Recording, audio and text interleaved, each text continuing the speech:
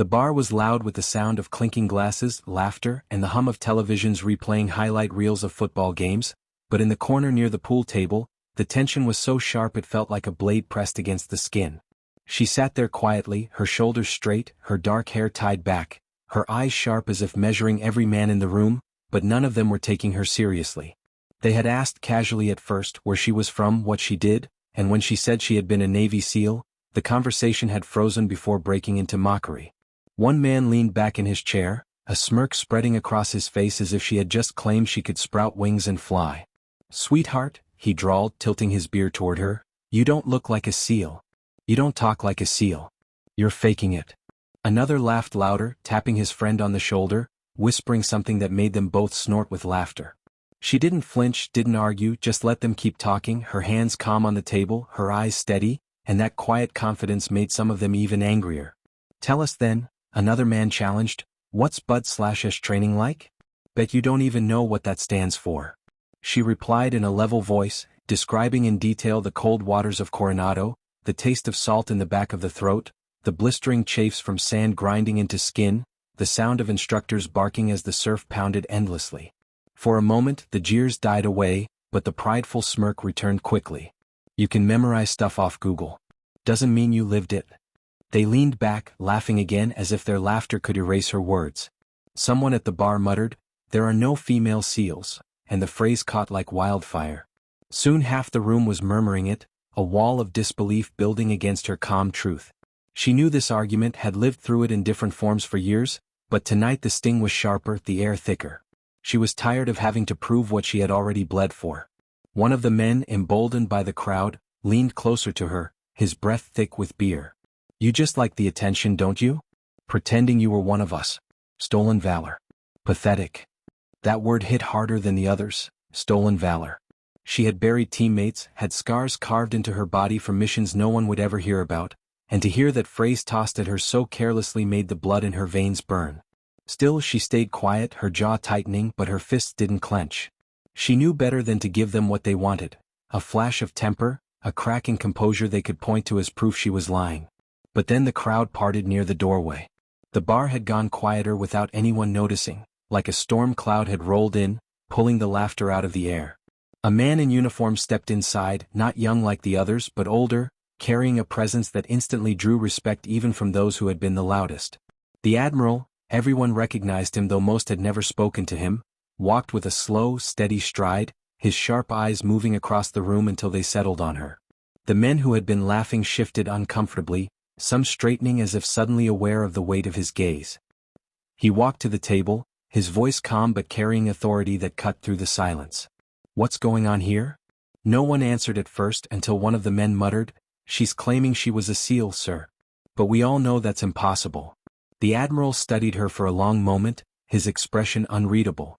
Then, without asking permission, he reached forward and lightly tapped the edge of her sleeve. She rolled it up slowly, revealing her arm, and there, inked into the skin in bold black lines that only those who knew would recognize, was the trident tattoo, the insignia every SEAL bore after earning it through sweat, blood, and sacrifice. The Admiral's voice was steady, carrying enough weight to silence every whisper in the room. "That tattoo is real. And so is she." The silence that followed was heavy, like a wave pressing down on every man in that bar. No one laughed now. The Admiral's words carried the kind of authority that didn't invite debate. For a long moment, the only sound was the faint buzz of the neon beer sign above the counter and the shuffle of someone nervously shifting their stool. The men who had ridiculed her moments ago sat frozen, their smirks wiped clean, their confidence shattered. She didn't gloat, didn't smirk back. Her face remained calm, her posture steady, because she had learned long ago that validation never came from doubters, it came from within and from those who had fought beside you. Still, a part of her, deep down, felt the slow burn of vindication. The Admiral hadn't just defended her. He had put a seal of truth on her entire journey. The man who had accused her most harshly, calling her a fraud, claiming stolen valor, suddenly looked small, his eyes darting away from her, unable to hold her gaze. He stammered something, half an apology, but the Admiral's eyes cut him off before the words could form. "Do you understand what it takes to earn that?" the Admiral asked, his tone sharp now, directed at all of them. "Do you even know how many men start the program and fail? And you sit here, drinking cheap beer, questioning someone who lived through Hell Week, through drown-proofing, through missions you'll never hear about because they're classified. You think Google can tell you what it feels like to lose a teammate in the middle of an op, to carry their weight on your back while still finishing the mission? His voice, though calm, had the sting of steel in it, and the men shifted uncomfortably, unable to answer. She watched quietly, still not saying a word, her tattoo half hidden again beneath her sleeve, but the Admiral wasn't done. You should be thanking her, not mocking her. The room seemed smaller now, compressed by the weight of his words. A couple of the younger men, who hadn't mocked as loudly but had still joined in the chorus of disbelief, looked at her with wide eyes as if seeing her for the first time. She could tell they were replaying every detail she had given earlier, realizing it hadn't been memorized trivia, it had been lived. She finally spoke, her voice calm but edged with something stronger. I didn't come here to convince anyone. I don't need your approval.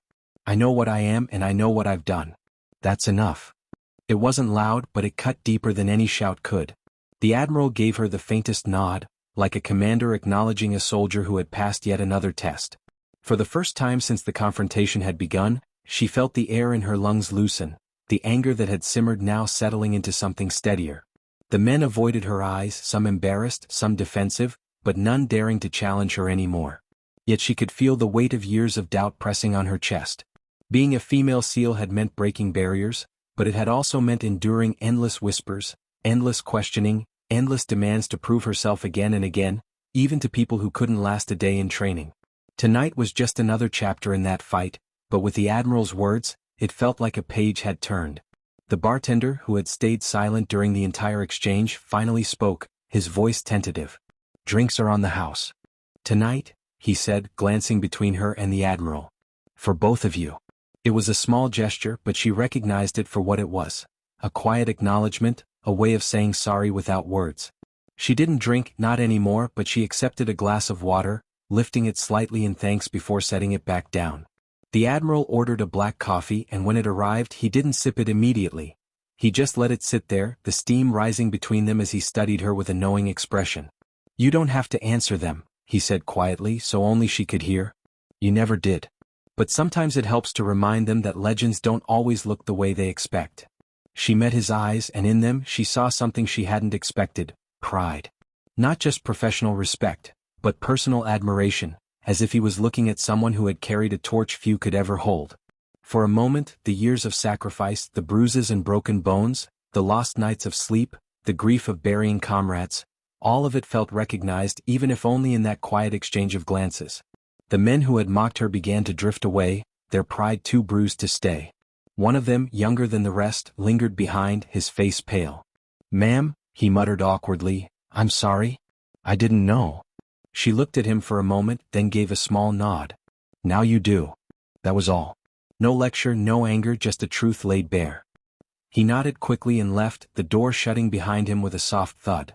The Admiral finally lifted his coffee, taking a slow sip before setting it down again. They'll remember this night, he said softly. Not because you silenced them, but because you didn't need to raise your voice to prove who you are. She exhaled slowly, some of the tension easing from her shoulders. For once, she didn't feel like the only one carrying the weight of her story. Someone else had shouldered it beside her, even if just for a moment. And in the silence that followed, she realized that this battle, at least, was won. Long before the night in that bar, before the Admiral's words had silenced doubters, her life had been one long battle against disbelief. She remembered the first day she walked into Coronado, the sand already hot under the California sun, her duffel bag slung over her shoulder, her heart beating with a mixture of determination and fear.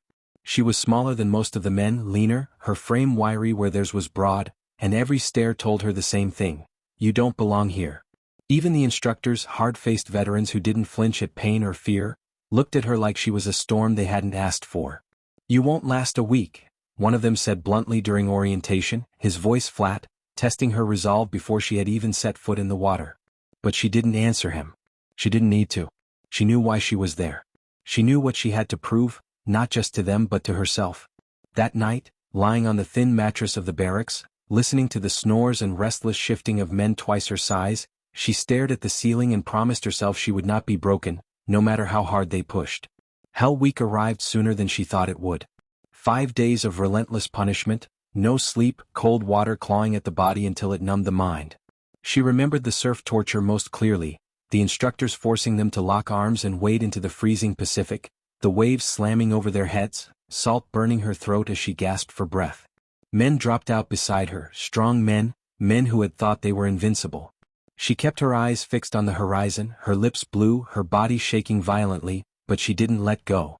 Every cell in her screamed to quit, but she held tighter, feeling the current drag at her legs, the ocean daring her to let go. The instructors shouted, their voices booming over the waves, "Ring the bell if you're done. Save us the trouble." She thought about the bell, how easy it would be to walk out of the water, to end the pain, to give in. But in that moment, something inside her hardened. She hadn't come here to walk away. She had come here to shatter the impossible. She clenched her jaw and whispered a word only she could hear, endure. It became her mantra, her shield against exhaustion, against doubt. Endure. Again and again. Not everyone was hostile. Some of the men, the ones who respected strength when they saw it, began to recognize her grit. They saw her carry the same logs, crawl through the same mud, bleed the same blood. They saw her pick up teammates who faltered, even when her own knees buckled. She never asked for favors, never demanded lighter loads, never begged for consideration. If anything, she pushed herself harder, knowing every set of eyes was waiting for her to fail. By the third week, some of them had stopped doubting aloud. They didn't cheer her on, but they didn't mock her either. That silence, for her, was victory enough.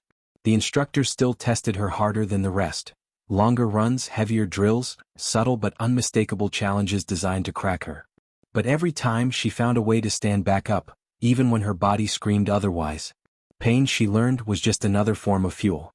There was one night, late in training, that burned itself into her memory. Drown-proofing. Hands and feet bound, thrown into the pool, left to survive with lungs screaming for air. She watched as one by one, men panicked, thrashing until instructors yanked them out. When her turn came, she felt the cord tighten around her wrists, the rough pull against her ankles, the sudden drop into cold water. For a heartbeat, fear clawed at her throat, an instinct older than reason, but she forced it down.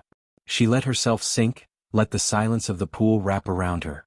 Then she arched, rolled, pushed off the floor of the pool, rising slowly, letting just her lips break the surface for air before sinking again. She repeated the rhythm, up and down, conserving strength, calming her heartbeat. Minutes dragged into eternities. When the instructors finally pulled her out, she was shaking, her skin pale, but her eyes were steady, unbroken. One of them gave her the faintest of nods, a flicker of respect, before barking at the next man. That nod was worth more than any cheer. It told her she was on the right path. By the time graduation approached, she had lost count of how many times people told her she couldn't do it. But she had also lost count of how many times she had proven them wrong. The day she earned the trident tattoo, the insignia inked into her skin, she didn't smile or celebrate loudly. She sat alone for a long time, staring at it, tracing the edges with her fingertip. It wasn't just ink, it was blood, it was pain, it was every tear she had swallowed down, every bone-deep ache she had forced herself to rise through. It was the proof of endurance. It was the mark of belonging. She knew it wouldn't silence the world, not completely. There would always be people who doubted, who mocked, who sneered. But it was hers and no one could take it from her. That night, she lay in her bunk, the weight of exhaustion finally pulling her into sleep, and for the first time in years, her dreams were quiet. Her first deployment was to the Middle East, a dust-choked landscape where every shadow could hide a threat and every day bled into. The next under a relentless sun. The stakes were different now. This wasn't training where failure meant embarrassment or a harder punishment. Here, failure meant death, and not just hers but the lives of her team and the civilians they were sworn to protect. She remembered stepping off the transport plane, sand whipping against her face, the weight of her gear pressing heavy on her shoulders, and the way the other SEALs glanced at her, measuring, uncertain, waiting to see if she would falter now that the games were over and the war was real. She didn't blame them. Trust was currency out here, and it had to be earned the hard way. She kept her head down and did her job, every motion precise, every order obeyed to the letter, until slowly the stares softened. But it wasn't enough to blend in. She needed to prove she belonged in the crucible of combat, where doubt could get you killed. That moment came sooner than she expected.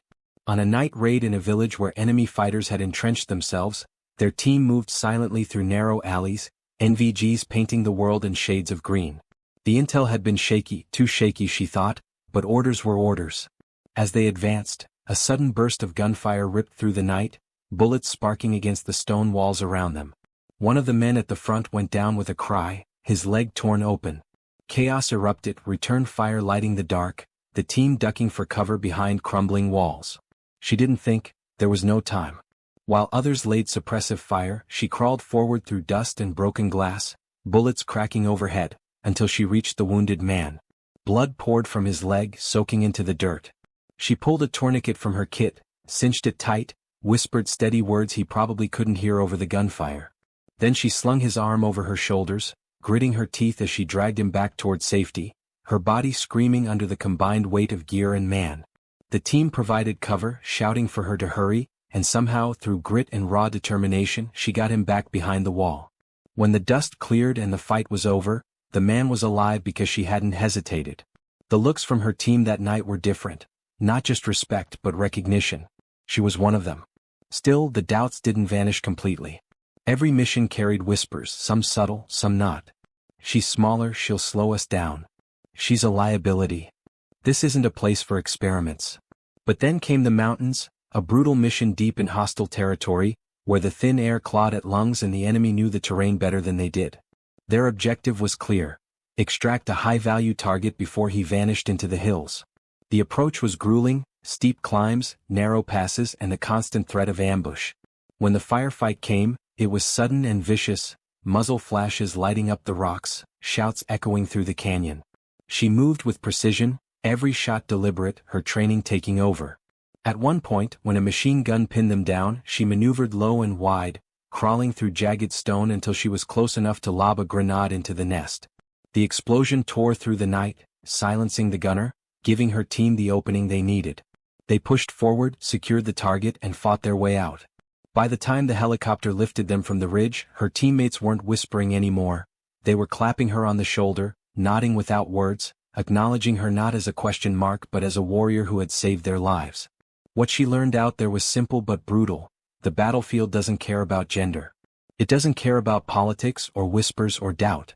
It only cares about survival, about whether you can keep moving when your muscles fail, whether you can think clearly when panic claws at your throat, whether you can drag a teammate to safety even when your own legs are giving out.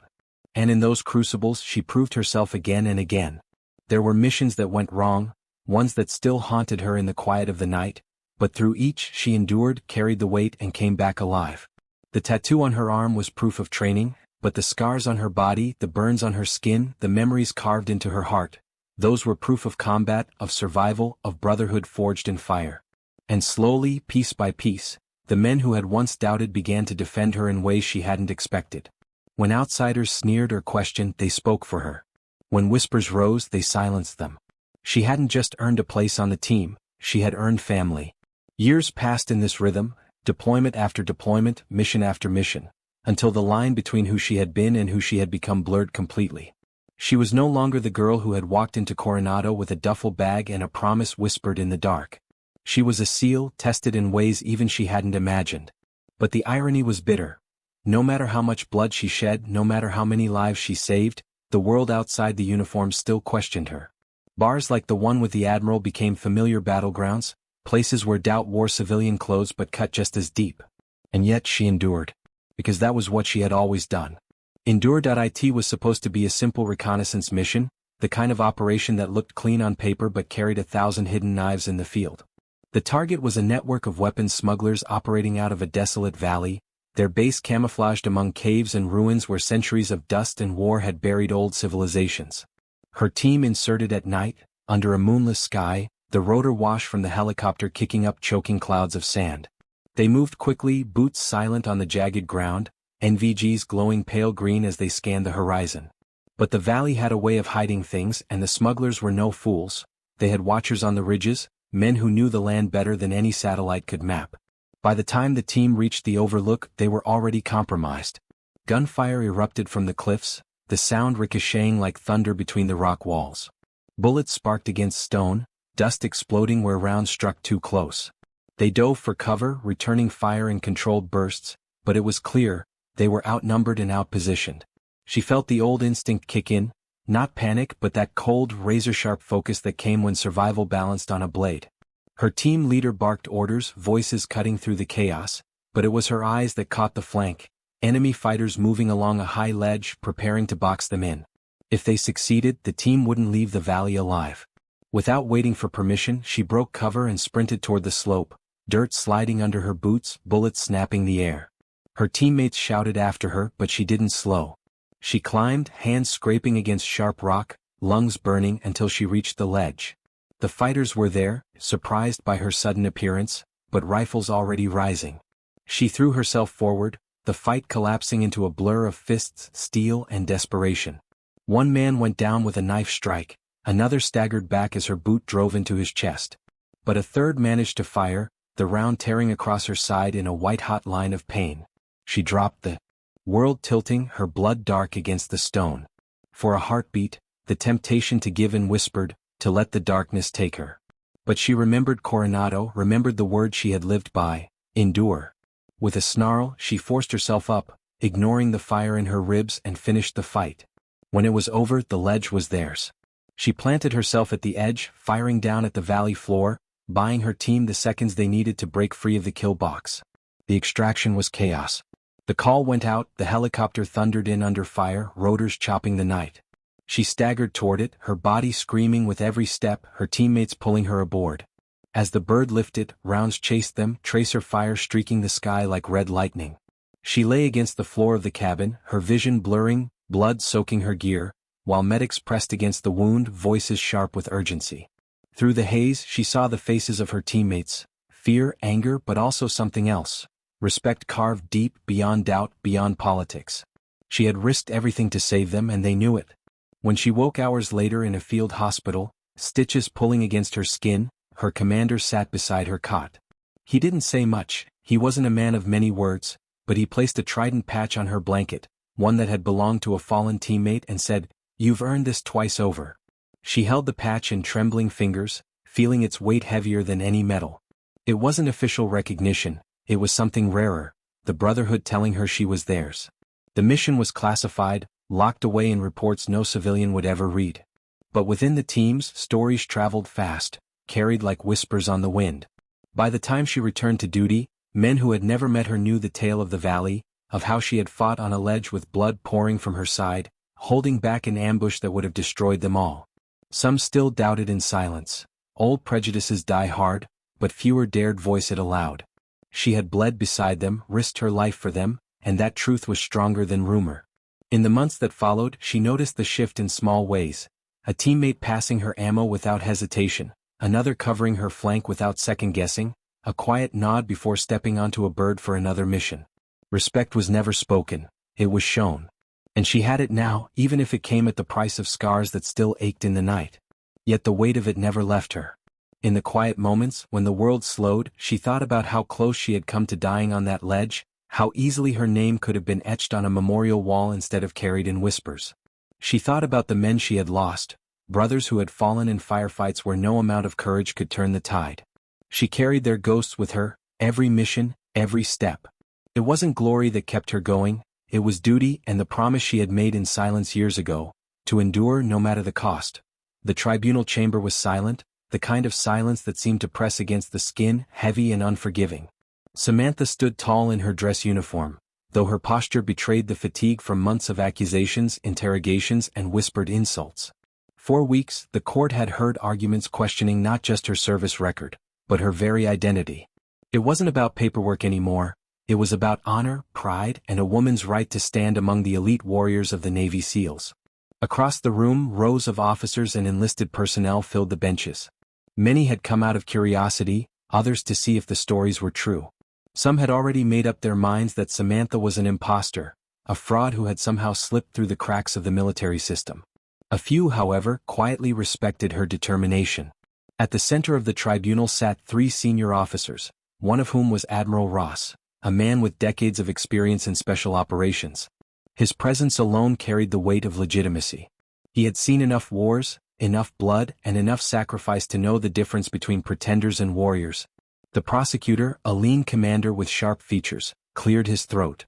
"We've reviewed her personnel files, examined every deployment log and compared them against official SEAL team rosters," he began, his voice slicing through the silence. "And yet, inconsistencies remain. She claims to have participated in classified missions, but the documentation is incomplete. Without full evidence, her claim remains unverified." He turned toward Samantha, his eyes narrowing. Lieutenant Commander, isn't it true that women were not officially allowed in the SEAL program during the years you claim to have trained and deployed? Isn't it true that this makes your story impossible? Murmurs rippled through the chamber. Samantha kept her gaze steady. I went where I was set. I passed what was put before me. If you want to call it impossible, then perhaps you should ask why I was selected in the first place. The prosecutor smirked. Convenient answer. But no proof. That was when Admiral Ross shifted in his chair. His movement drew immediate attention. Even the prosecutor paused mid-step. The Admiral's voice was calm, deep, and unhurried. Proof, Commander, comes in many forms. Paperwork can be forged, files can be redacted, but scars and ink, tell a story that cannot be erased. He gestured toward Samantha. Show them. For a moment, Samantha hesitated. The room leaned forward, curious. Then, with deliberate calm, she unbuttoned her uniform jacket and rolled up her sleeve. Gasps spread across the room as the ink was revealed.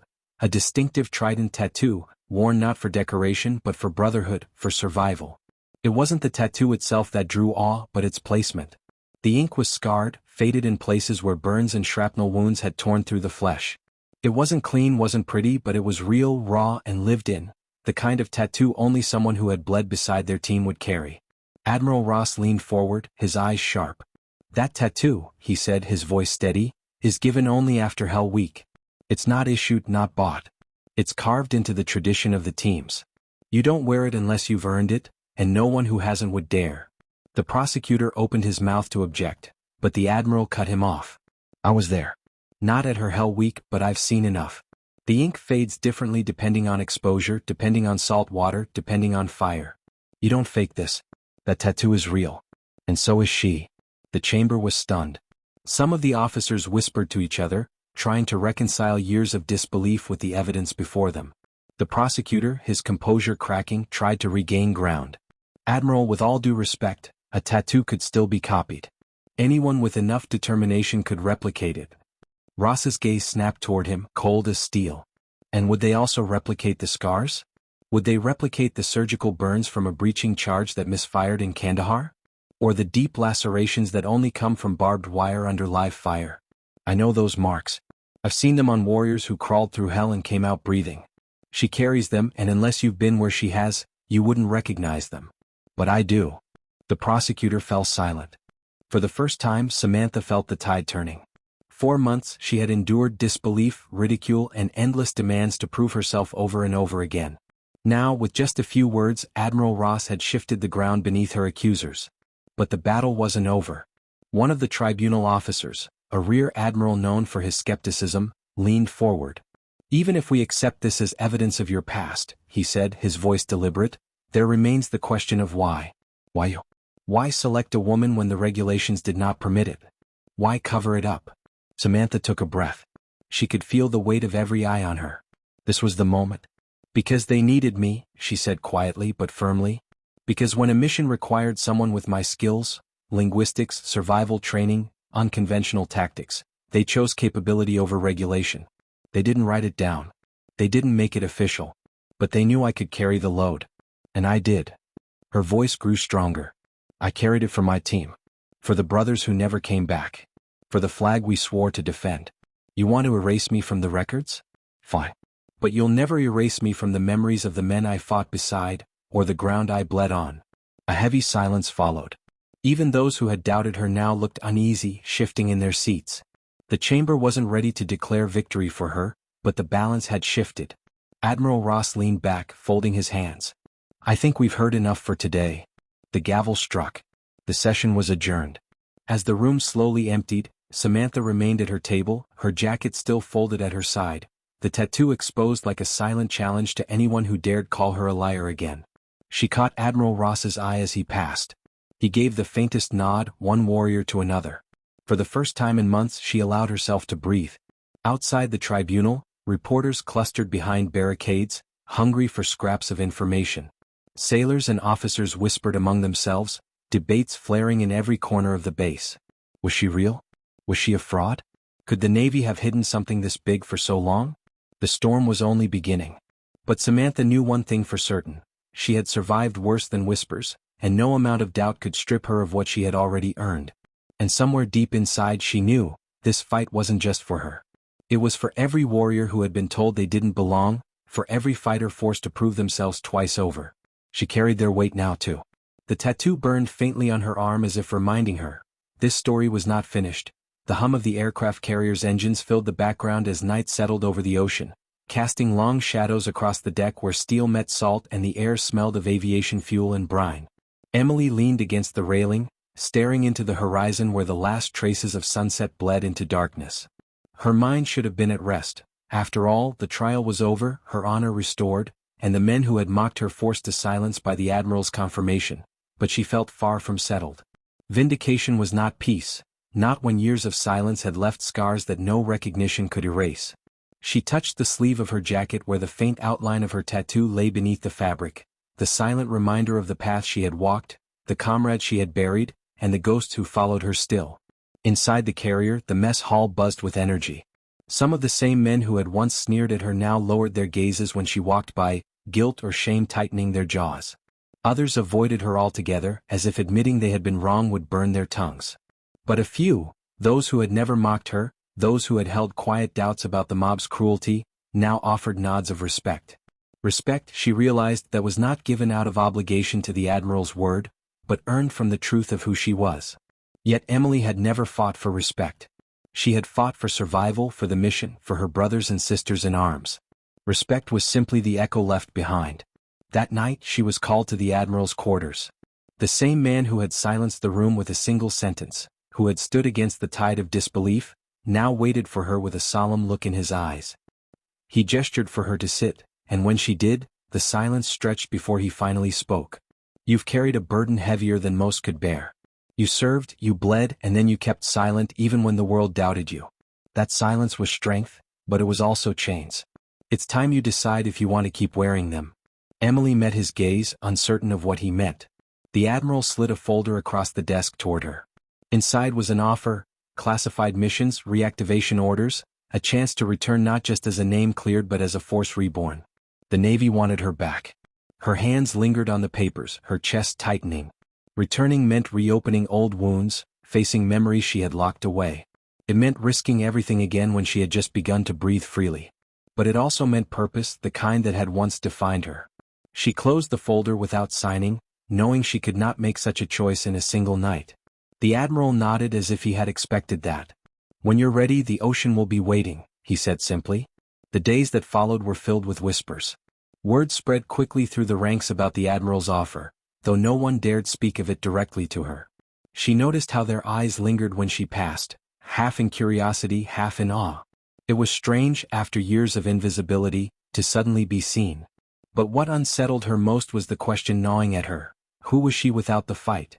Was she Emily Carter, the woman whose past was always questioned? Or was she Chief Carter, SEAL, defined by missions and sacrifice? The line blurred, leaving her adrift. One evening, as she walked along the deck, a younger sailor approached her hesitantly. He looked barely old enough to shave, yet his eyes carried the same fire she once had as a recruit. "Ma'am," he said nervously, "I just wanted to say, I believe you. Not because the Admiral said so. Because I've seen the way you move, the way you carry yourself. That doesn't come from stories. That comes from living it." His voice cracked slightly, but his sincerity was unshakable. Emily felt a rare warmth spread through her chest. This was what mattered, not the approval of skeptics but the spark of belief kindled in the next generation. She thanked him quietly, and as he walked away, she realized that perhaps her fight was no longer about proving herself. Perhaps it was about what her survival could mean for others. Still, not everyone was convinced. One night, in the shadowed corners of the mess, a group of men whispered bitterly about her, their resentment fueled by pride wounded too deeply to heal. "Admiral or no Admiral, she doesn't belong here," one muttered. "A woman, a SEAL? Just doesn't add up. Must have been politics." Emily heard them, but this time instead of anger she felt something else, a calm, cold certainty. She had nothing left to prove to men like that. Their disbelief was no longer her chain to carry. She stood, walked past them without a word, and their silence as she passed spoke louder than their whispers ever could.